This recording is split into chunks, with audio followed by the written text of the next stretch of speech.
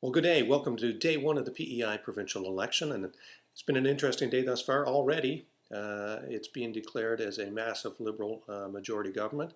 I hope that doesn't happen. I hope Islanders are smarter than that. Not because I wish to see the Liberals thrown out of office. You know, frankly, I don't care which party is in office, but I do care about the size and the quality of our opposition parties. How many people we elect to hold government accountable. Why? Because democracy matters. Less than 30% of Islanders are actual members of a provincial party.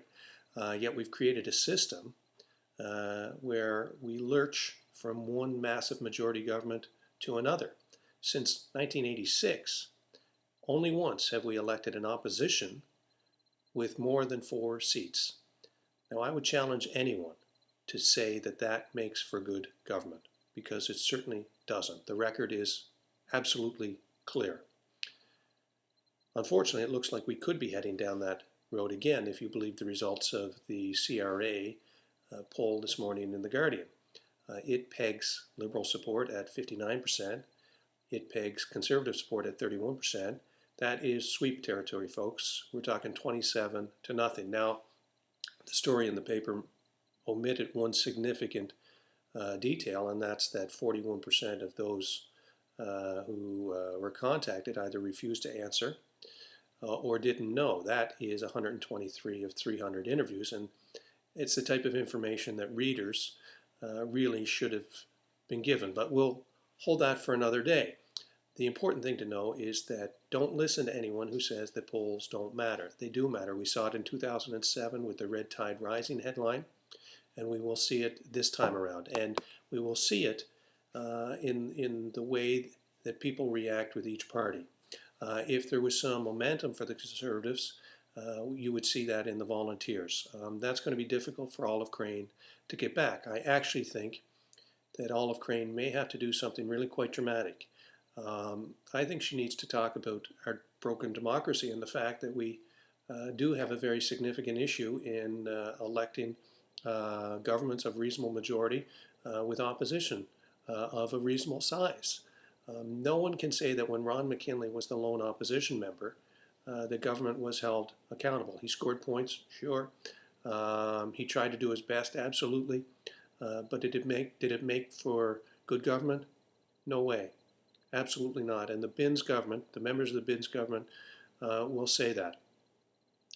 A key issue is, in 2007, Robert Giz never mentioned the creation of Health PEI. He never mentioned closing rural schools. And that begs the question that if he didn't mention those during that election, what else is he not mentioning to us? And if the Liberals do manage to get a massive majority government, he'll have free rein to do just about anything he wants. And that could very well mean closing more rural schools. It could very well mean letting teachers go or reducing the number of teachers. It could very well mean a reduction in the civil service. And without an effective opposition, it's difficult to have truly transparent discussion about the significant issues that we face as a province. And we do face many issues. Financially, we are a bit of a basket case. We have a collective debt of $2.4 billion with no capacity to pay. We are reliant on federal transfers, and there's absolutely no guarantee that those transfers will continue to escalate in size that they have. Even rural schools and rural hospitals and the vibrancy of rural living, you need someone to fight for you. And frankly, backbench MLAs, be they on the Tory side or the Liberal side, rarely, if ever, will publicly go against their government. We've seen that in Public Accounts Committee, which is frankly an embarrassment under the Liberal government, and it was an embarrassment under the previous Tory governments. The important thing on a go-forward basis is don't assume that the election is over. The Liberals may very well win, and they may very well win in a big way. I mean, we don't have a history as a province of throwing governments out after one term.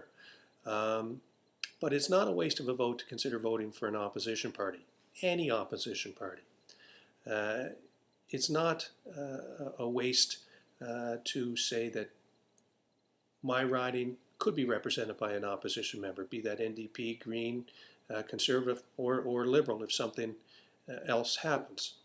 A strong opposition makes our government better. It makes our democracy better.